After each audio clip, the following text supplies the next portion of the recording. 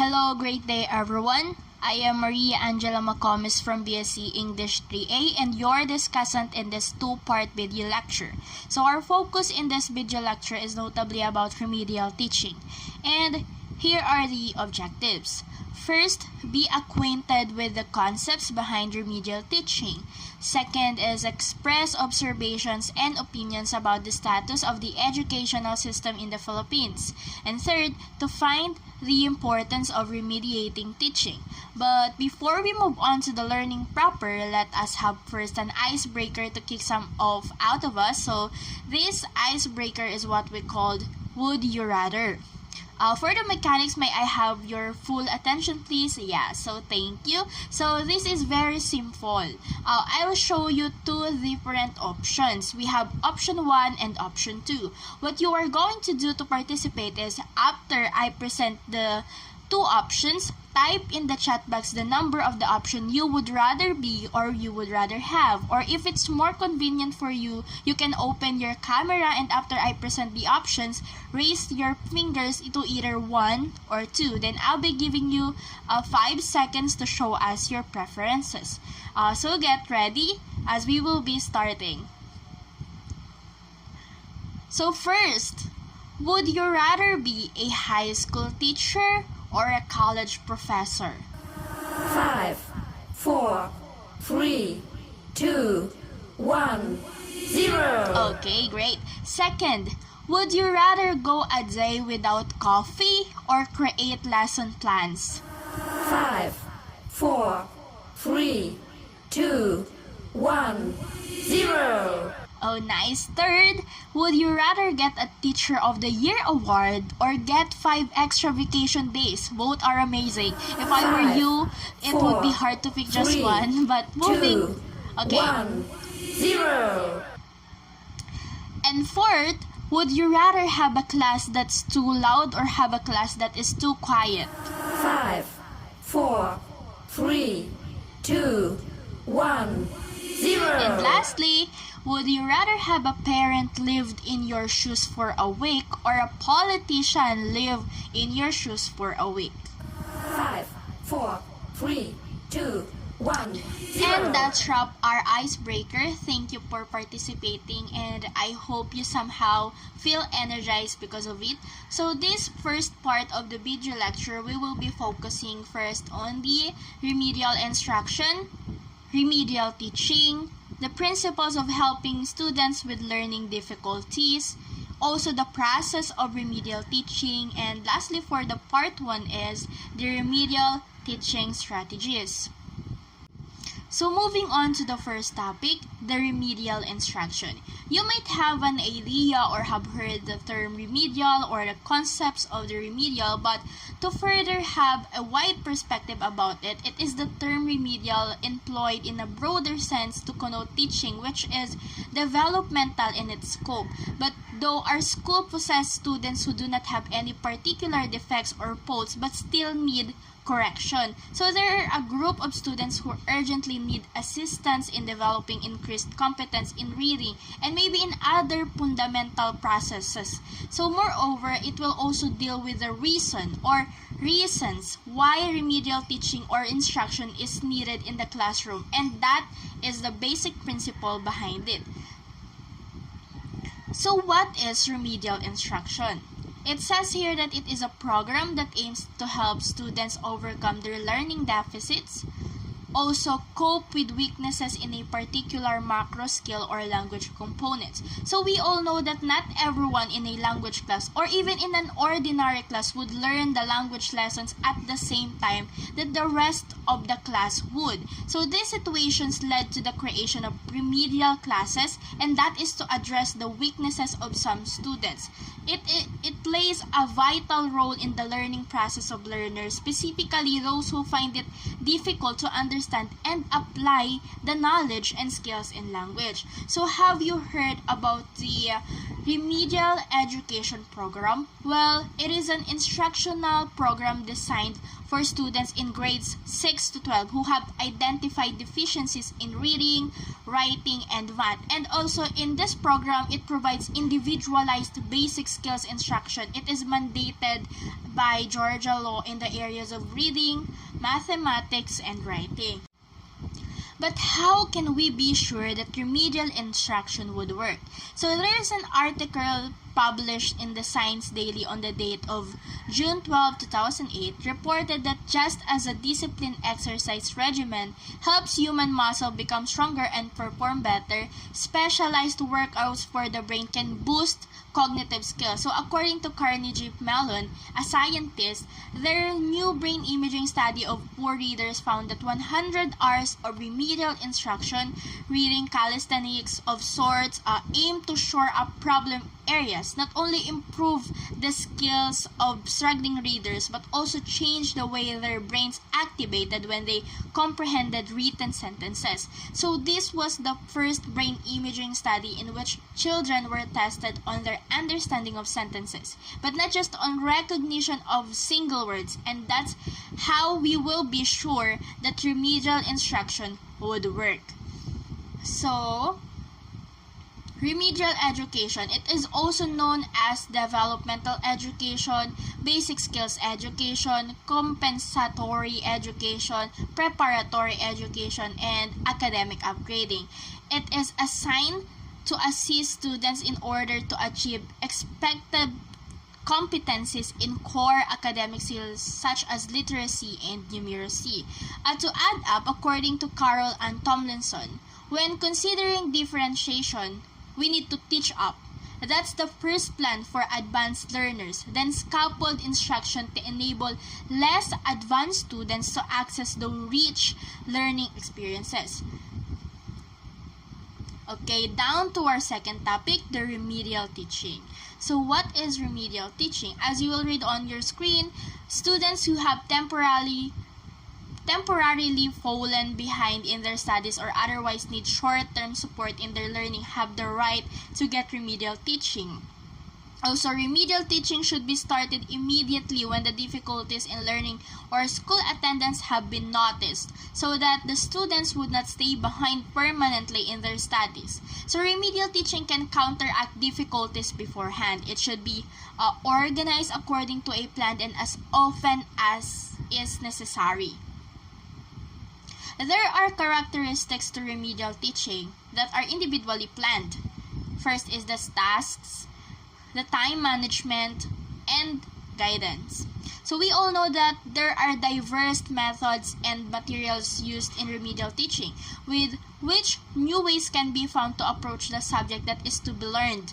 In proactive remedial teaching, the new teachings that are to be learned are introduced beforehand, while remedial teaching can also answer the need for support that arises from absences. So also, like, schoolwork is planned in such a way that every student has a possibility to participate in remedial teaching if need be. So remedial teaching is given either during the lessons to which the need for support is connected or outside lessons. Since there are various flexible groups are used in remedial teaching, but the initiative about giving remedial teaching is primarily done by the teacher. It is primarily done by the teacher. So it can also be done by the student or guardian, but the task of each teacher is to monitor the learning and growth of the student and the possible needs for support that may arise. So remedial teaching is organized in mutual understanding with the student and the guardian. They will be given information about the forms of remedial support and its importance to learning and the school attendance. So students are obligated to participate in the remedial teaching that has been organized for them. Because as you can see here, the objectives of remedial teaching is the aim of IRTP is to provide learning support to students who lag far behind their counterparts in school performance. Because each student is different in terms of learning ability, academic standards, classroom learning, and academic performances, and each has his own learning. So we can provide learning support by adapting school curricula and teaching strategies. Teacher can provide learning activities and practical experiences to students according to their abilities and needs. So we can also design individualized educational programs with intensive remedial support to help students consolidate their basic knowledge in different subjects. We could also master the learning methods, strengthen their confidence, and enhance the effectiveness of learning. The second objective is, throughout the teaching process, teachers should provide systematic training to develop students' generic skills including interpersonal relationship, communication, problem solving, self-management, self-learning, independent thinking, creativity, and the use of information technology. So in this way, such training can lay the foundation for pupils' lifelong learning, help them develop positive attitudes and values, as well as prepare them for future studies and career. Let us now focus on the principles of helping students with learning difficulties. We have total of 10 principles, and the first principle is teaching preparation. Before preparing for the lessons, remedial teachers should identify students' diverse learning needs as soon as possible so that they may design appropriate teaching plans to facilitate students' effective learning. The second principle is the devise various learning activities. Since students have different characteristics in learning, teachers must devise different learning activities with the same teaching objective to develop students' varied abilities and skills in problem solving. It says here that it is more effective for teachers to adopt a series of relevant and simple teaching activities than assigning one long teaching activity, since students may acquire the required knowledge and skills through diversified activities. Third principle is design meaningful learning situations. So remedial teachers should specifically design meaningful learning situations, language environments, games, or activities so as to provide personal experiences for students and stimulate their interest and initiative in learning. The fourth principle is teaching approaches.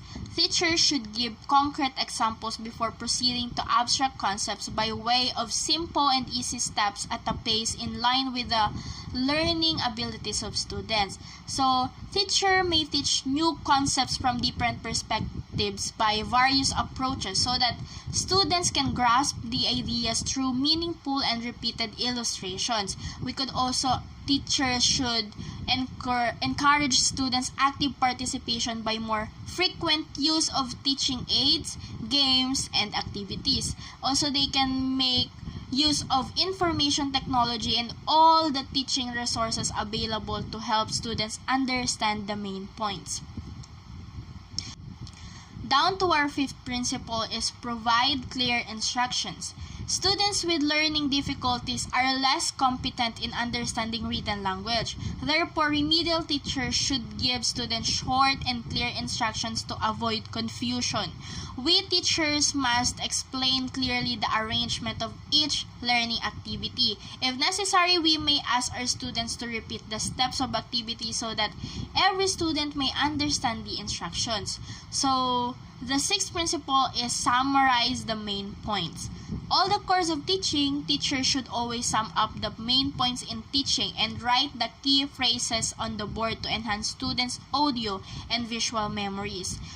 We teachers can guide them to link up the knowledge they learn from class with their life experiences so as to enhance the effectiveness of learning, like experiential learning. So besides guiding them to repeat the main points in verbal or written form is also an effective way of learning. And next, the seventh principle, enhance learning interest and motivation. Suffering from frequent frustrations in their work, students with learning difficulties may gradually lose their interest in learning. So, teachers should adapt the curriculum to meet the needs of students. With less students in the IRTP, teachers can design interesting activities coupled with reward scheme to stimulate students' interest. It is more important to help students overcome their learning difficulties so that they may gain a sense of achievement and recover their confidence and interest in learning. while the eighth principle is encourage pupils' active participation in class activities. Remedial teachers should patiently encourage active participation in class. Pleasurable learning experiences may help enhance students' interest in learning. And moving on to the second to the last principle, focus on the learning process. Teaching should not only focus on the transmission of knowledge. It is also important to see that students are benefited from the entire learning process. We all know we teachers should provide ample opportunities in class for students to practice and think what they have learned and allow them to solve problems by different means. We should also carefully observe the performances of students and give them appropriate assistance, feedback, and encouragement so as to help them acquire the learning skills, solve their problems, and understand their own capability, thus enhancing self-confidence and improving their learning skills. And lastly, show concern for the performances of individual students. Students may encounter different problems in their studies. Therefore, teachers should carefully observe the learning process of individual students in class. Whenever necessary, we should provide individualized remedial teaching before and after class, during recess or lunchtime, so that we can remove their learning obstacles as soon as possible. And also, when marking assignment, teachers should take note of the common errors of students and deliver the correct concepts and knowledge to them promptly. Are you still with me? I hope you are, because at the end of this video lecture, there's activities awaits for you. So our fourth topic is the process of remedial teaching. First is the curriculum adaptation. Remedial teachers should adapt the curriculum to accommodate the learning characteristics and abilities of students. Teachers should set some teaching objectives which are easy to achieve to ensure that students may acquire the knowledge as desired after the completion of each module. Teaching should not be directed by textbooks, which should not be taken as the school curriculum. There is no need to cover all the contents in the textbooks as well. School can classify the teaching content into core and non-core learning aspects according to the teaching objectives and the pupil and the student's abilities. Core learning aspects require in-depth studies and application, whereas materials in the non-core or advanced learning aspects may be streamlined or appropriately selected for teaching.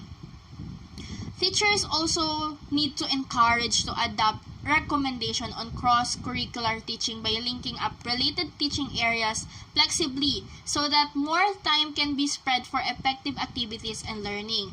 We should also make good use of all teaching materials. Like for example, we may select and use the materials in textbooks to meet the teaching objectives or compile our own supplementary teaching materials. We may also design materials of different standards, materials from the internet, newspapers, magazines, and references provided by the education department.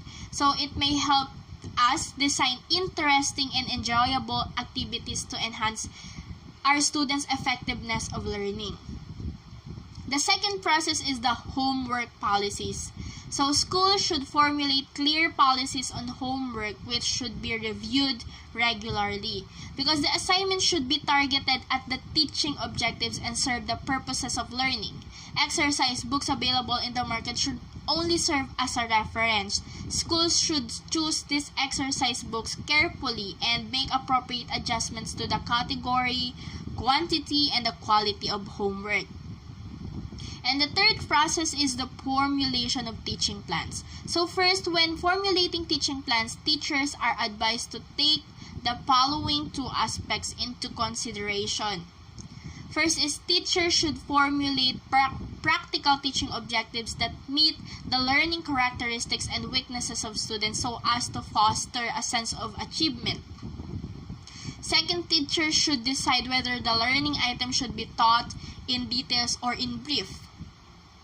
Then, with reference to the common difficulties encountered by pupils, First is teachers should set down the main points for remedial teaching and make adjustments promptly according to the performance of students. Second is teachers should make a brief record of the learning aspects, teaching objectives or aims, key learning points, activities, use of teaching aids, and evaluations for future reference. And C, teachers may deliver the teaching content by means of modules, themes, learning aspects, or teaching items and work out the teaching plans accordingly. And lastly, post-lesson review should focus on the teaching process and pupils' performance with specific and critical evaluations made. Alright, let's have examples of main points for review are as follows. So, the common difficulties of pupils, the effectiveness of teaching strategies and class activities to help students understand the teaching content, grasp the main points, and apply what they have learned. And third, issues of concern. Example of these are basic knowledge that requires enrichment, the need to break down or rearrange teaching steps, etc. And down to the fourth process in remedial teaching is teaching activities, aids, and supporting materials. So first, teachers should design appropriate learning activities in line with the focus of teaching. On the basis of low starting points, small steps, diversified activities, and instant feedback, teachers, we should consider or encourage students to participate actively during the learning process to help them master the skills and methods of collaborative learning. Because diversified teaching activities such as situational teaching, competitions, collation of information, discussion, oral reporting, games, topical research, production of graphs, figures, models, role player, recording, visit, and experiments may help them, the students, enhance their interest in learning. It could also stimulate their thinking and reinforce the effectiveness of teaching. And also, teachers should exercise their discretion in the appropriate use of teaching aids. So, appropriate teaching aids not only help to enhance students' interest in learning, but will also consolidate the knowledge they learned, thus achieving the objectives of the teachers. So, common teaching aids are concrete objects, figures, models, word cards, number cards, and audio-visual equipment such as tape recorder, headset, wire-free induction loop system, and multimedia teaching aids, and etc. When designing and using teaching aids, the teacher should first consider their practical use and assess whether the aim of remedial teaching can be attained. And next, the design and organization of teaching materials should be student-oriented. So, note this. They should be selected and collated systematically to serve the purpose. Teaching materials provided by the Education Department or other academic institutions may also serve as a reference for teachers. Only reference, okay? So, lastly, number 5 is the setting of learning environment. It is a well-designed learning environment helps to maintain students' attention and interest in learning and facilitates the achievement of teaching aims. In this way, it is easier to achieve the aim of teaching. So, the teaching environment should be designed to support remedial teaching and group activities. Seat arrangement of pupils should be flexible to meet the specific teaching purposes of each learning activity. Like for example, teachers and students may form a circle when holding discussions, and the two students or group of members involved may sit together during peer group or small group learning. We teachers should prepare a rich, pleasant, and comfortable learning environment for our students. Like for example, we may set up a self-learning corner, book corner, toy corner, science corner, prize corner, or stationary learning resources corner, and etc. just to enkindle pupils' interest in learning. We could also display the teaching materials for the week or the learning outcomes or products of students at prominent places to stimulate their motivation in learning. Down to our last topic, the remedial teaching strategies. First is the Individualized Educational Program or the IEP.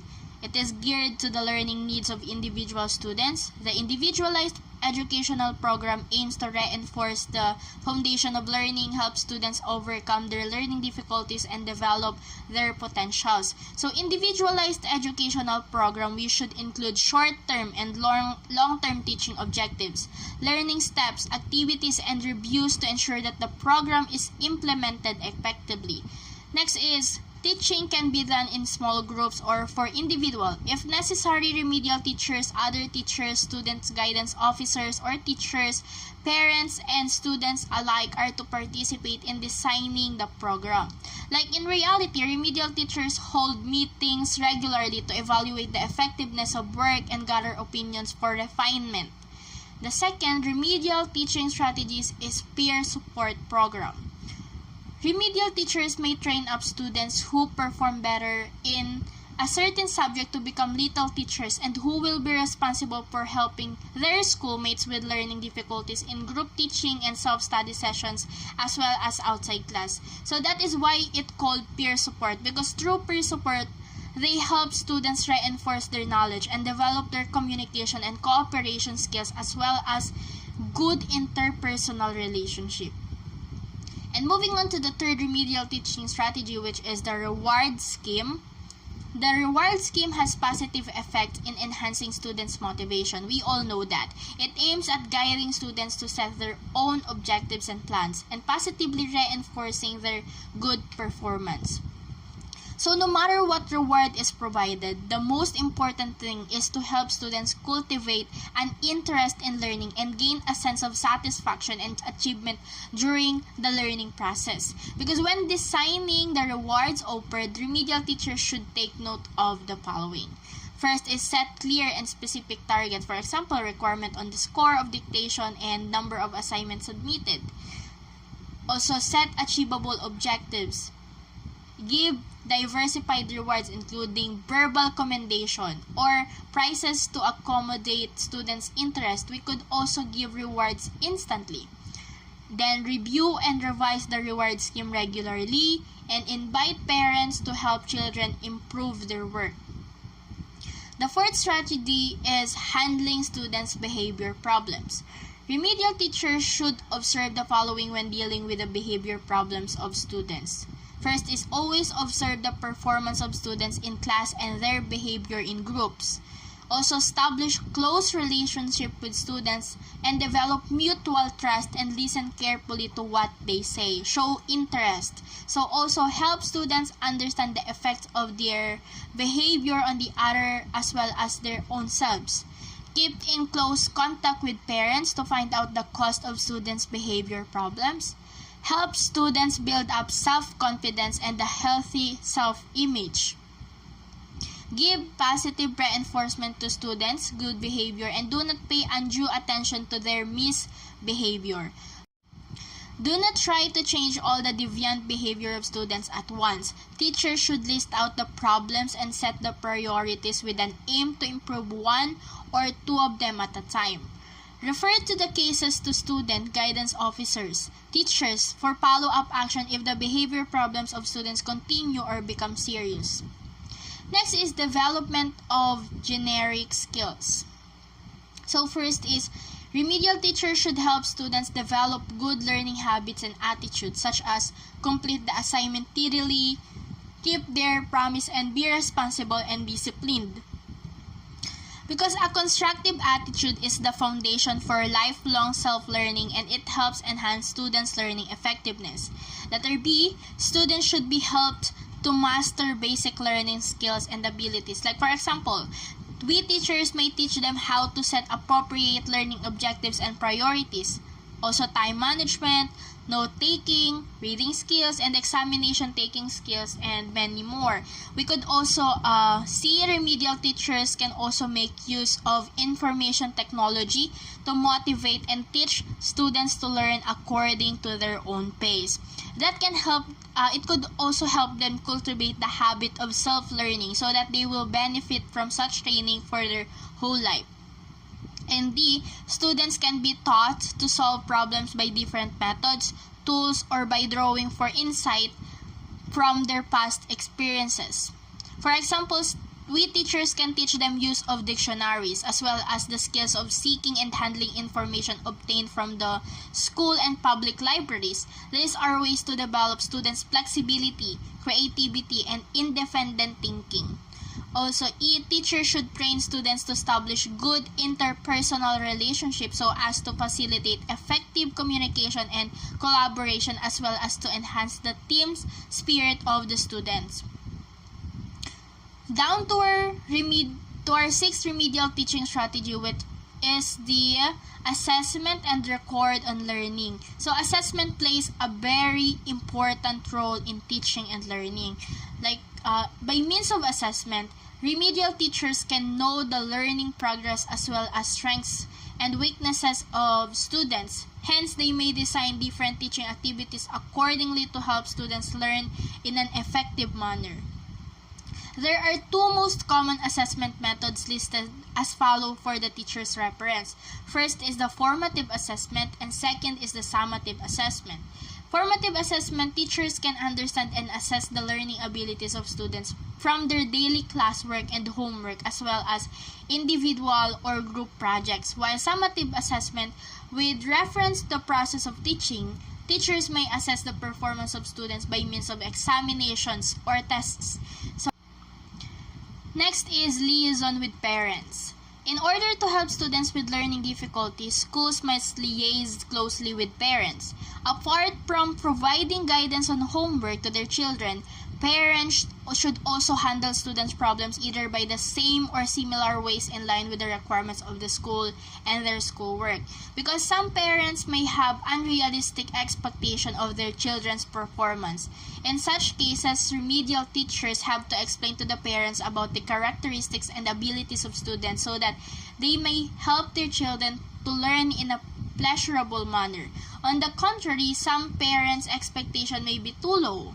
Teachers now must keep in contact with parents to help them understand and their children to provide appropriate guidance to develop students' potential. And lastly, coordination with other teachers and professionals. Remedial teachers must keep in close contact with other teachers. They are encouraged to discuss or share the experiences with others to find out ways to improve students' learning and behavior. Like for example, they may discuss on the teaching plans, learning progress of that specific students or group of students, test and examination questions, students' problem behavior and partial or total withdrawal of student. They can discuss all that. So remedial teachers should also liaise with other related professionals to seek for professional support with a view of helping students to solve their problems. And that's concluded of the first part of the video lecture. Thank you for listening and I'll see you in part 2.